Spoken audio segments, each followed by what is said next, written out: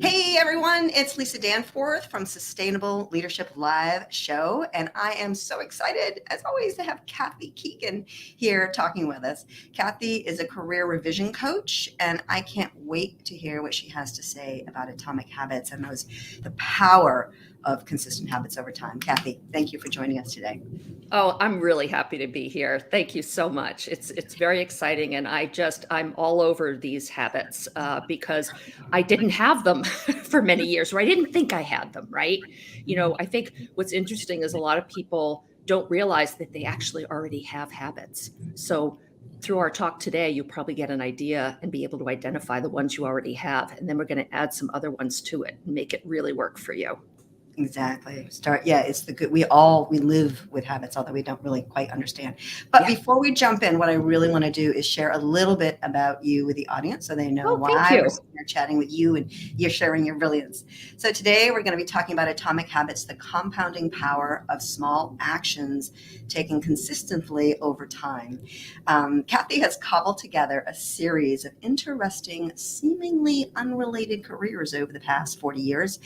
Just a few are laborer, portfolio assistant, waitress, improv comedian, which I so want to hear more about that, Kathy, opera singer, maybe we can even get you to sing, and professional certified coach. Kathy believes that giving people the space to be heard without bias and judgment immediately increases their energy and helps them to tap back into their purpose. And dare I say, really leaning into those few atomic habits that are going to support you in creating a sustainable life, personally and professionally. So let's jump in. I am beyond excited. I'm a habits junkie. I have all the books.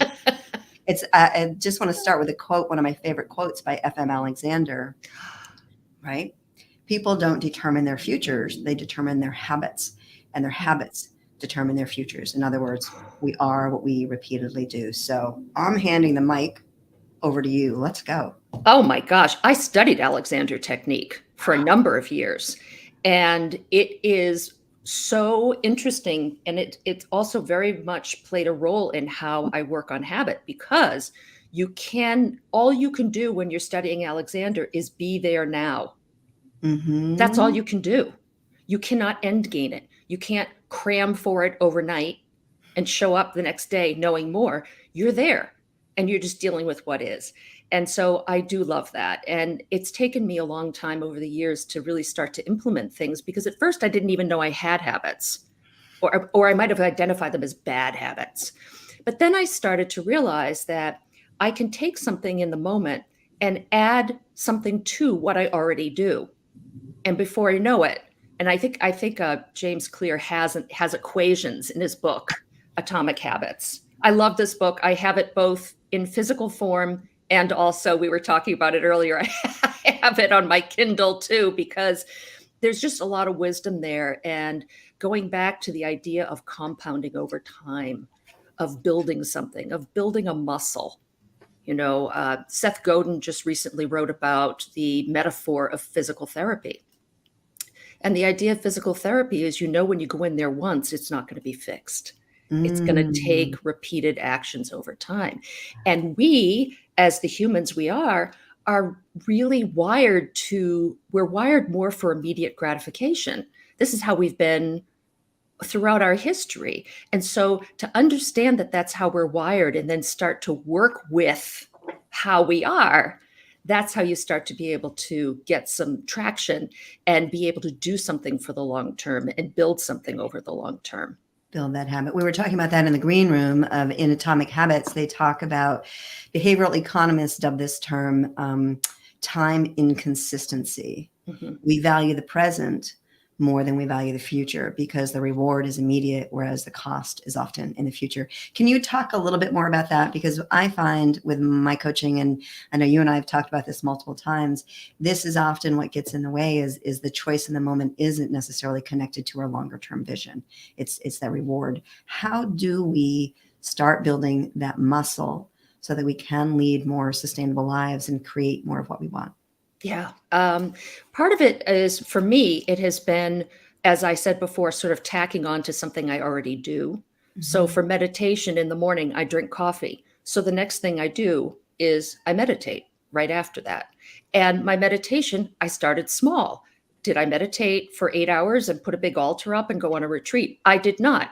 I meditated for like 2 minutes Mhm. or 3 minutes. I started to learn that I didn't have to overhaul my life to really change something. So if I wanted to get into work earlier, I didn't have to get up an hour and a half earlier. Maybe if I got up 7 minutes earlier or 5 minutes earlier, that might be all that needed to happen. Those give you quick wins. And when you get a quick win, you feel a little bit more excited about doing something. Mhm. Now, as you do that, what's really helpful is to track it. And I know this sounds crazy because anyone who knows me knows that the whole idea of measuring things, that can become a caricature of itself, right? You can end up measuring the wrong thing or measuring something and you've lost sight of what you were actually really trying to measure in the first place. But when you're doing these smaller things, you don't get the same aha that you get with like the immediate gratification, Mhm. right? It's just, and so you need to give yourself something that is akin to that. And so by tracking it, so on my 10% happier app, I can look at that and say, look, I've meditated every day for whatever. Now, let me tell you the quality of the meditation. For me, it's showing up.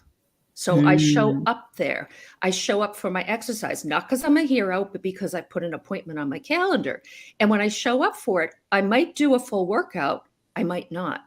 I might do just a little bit. I might be feeling terrible and just do a few things.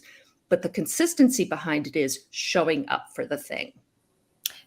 And I think that works in any area of our life. And it's really, like you said, going so small. What is that lead domino that's so small that if you just kicked away at it would make everything else easier?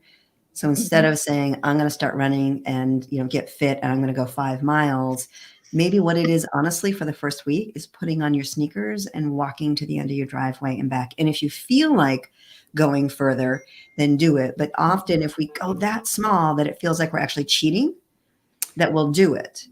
Build that consistency and a little further and a little further. And those, like we talked about, that small habits, the compound effect is exponential. Yeah, and on top of that, learning to recognize what those wins look like and appreciate them for Yeah. what they are. It can be so hard in our world of bombast, there's just energetically, the world is insane in many ways. And so we have to be curators of how we consume whatever we're consuming. At the same time, it can seem like, how did that even matter? I did this one thing. And so it is important for you to make that matter. And it's not an easy thing. Lisa and I, this is hard one experience. We go through, we do it. And so you just start to learn, you experiment, you learn ways to be able to keep showing up or to be able to be grateful. Sometimes my journaling looks like I write a huge swear on one page of my journal. That counts as one page of journaling, I right? know I like to. Right.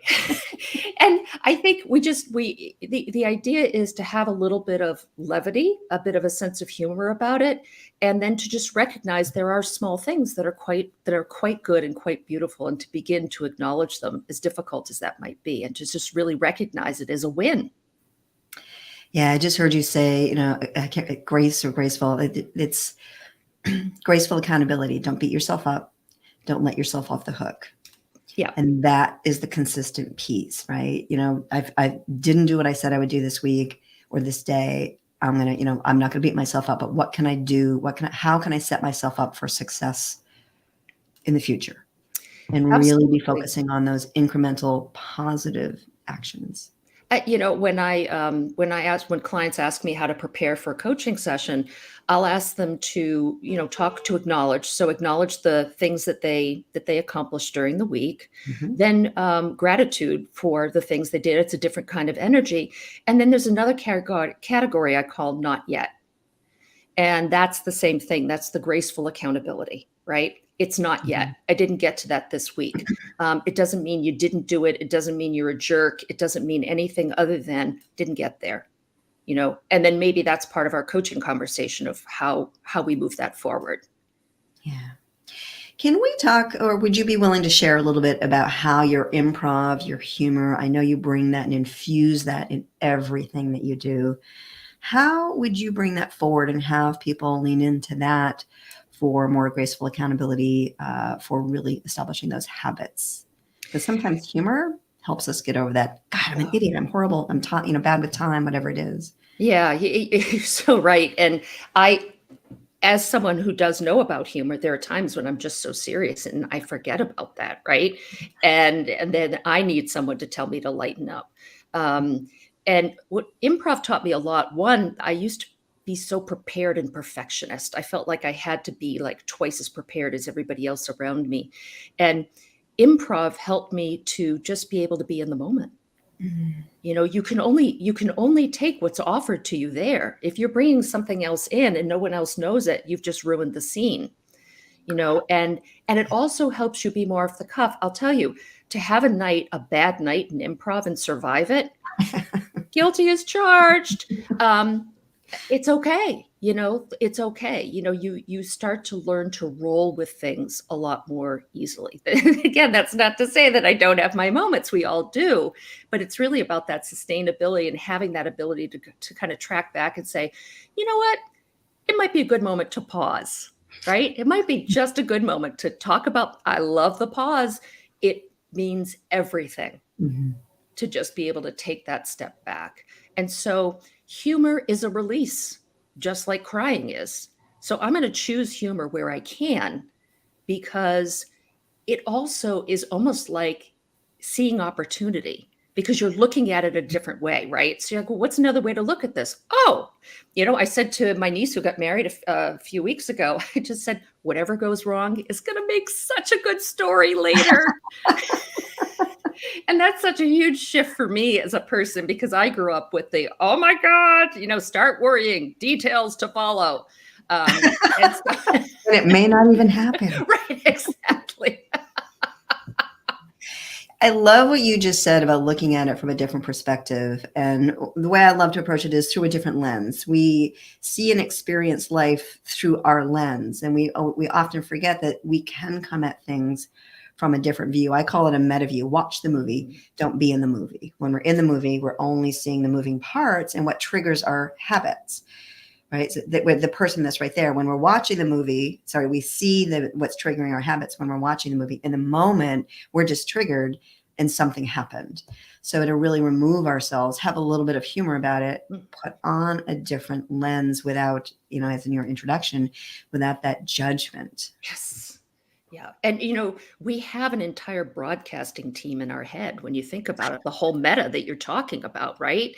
It's that idea of, I remember about 11 years ago, I was diagnosed with cancer, and I got the diagnosis. And my first thought, these happen so fast, it's going to take me longer to explain them. But anyway, here's what happened. First thought, I'm going to lose my hair. Second thought, that's your first thought?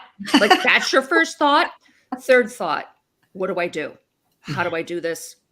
I want to live.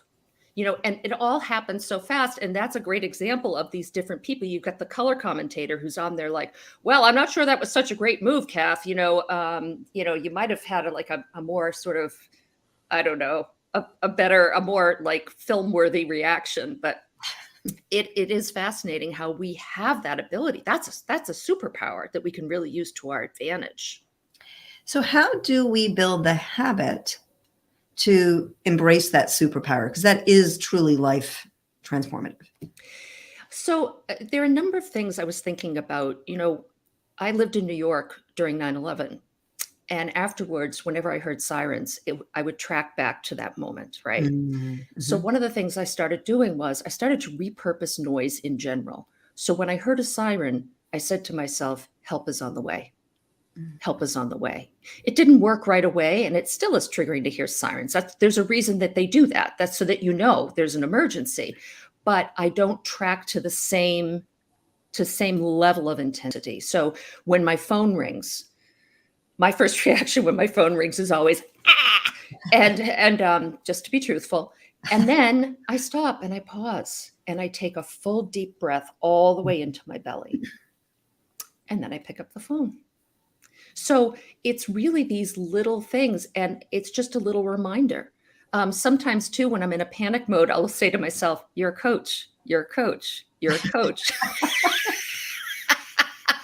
There's a great movie with, anyway, I know Brene Brown talks about it, but there's this whole this whole scene where it's just like he's doing like these zigzags back and forth. And it's the dumbest thing in the world. And yet it's hilarious because it's just a way to snap you out of a state into another state. The whole idea is to be able to shift.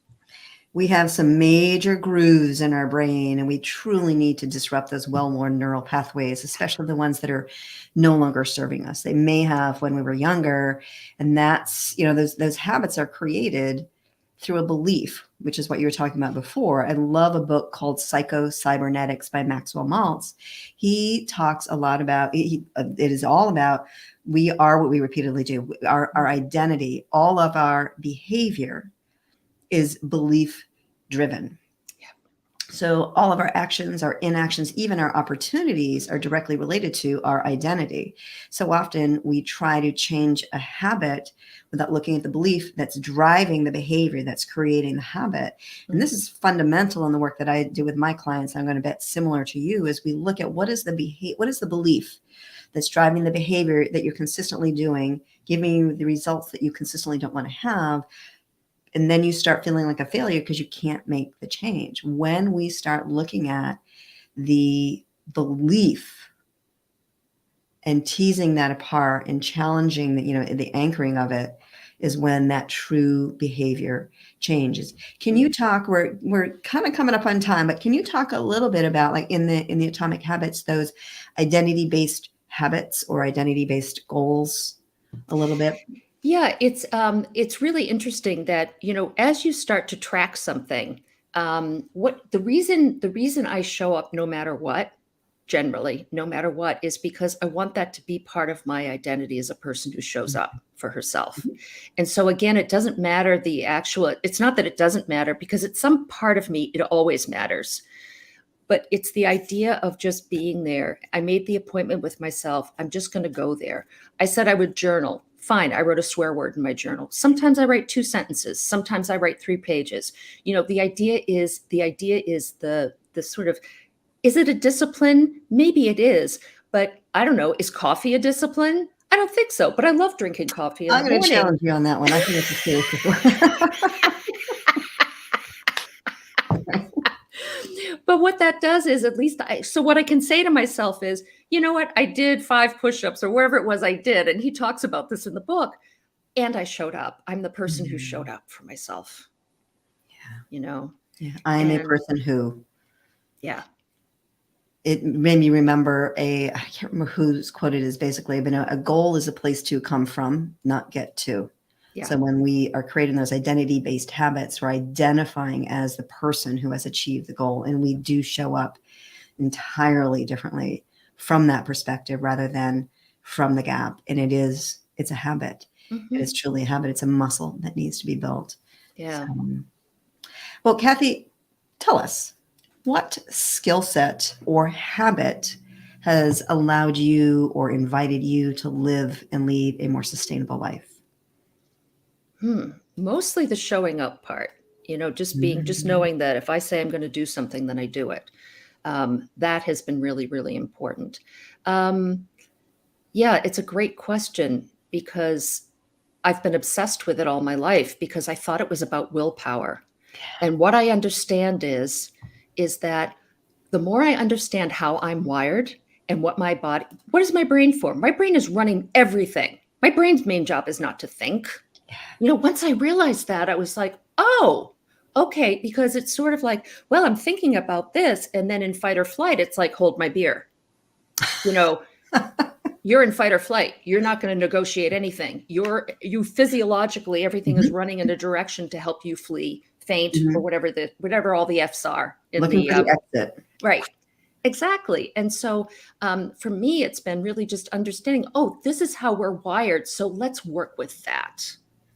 Let's work with that instead of against it. Compassionate curiosity will serve you at every single time. Yeah.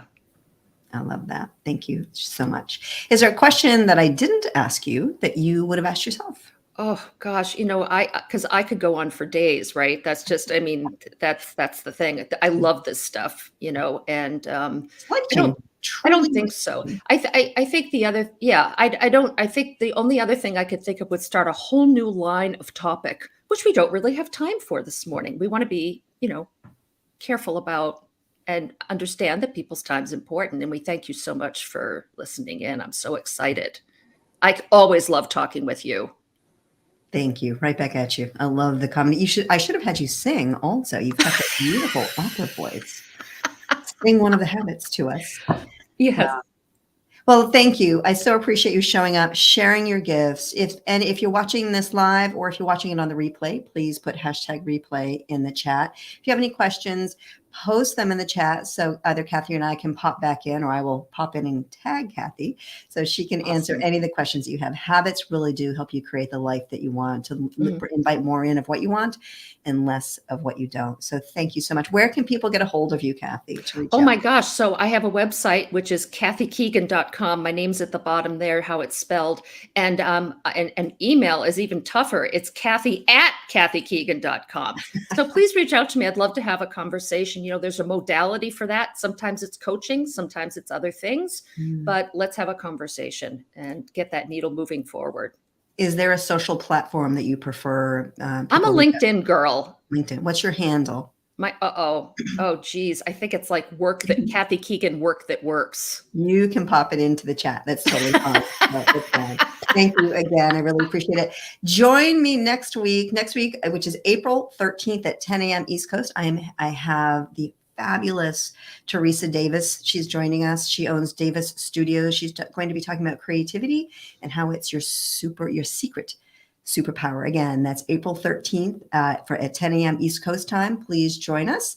Kathy, thanks again. I really appreciate it. Thank you. All right. Have a great day, everyone. Bye.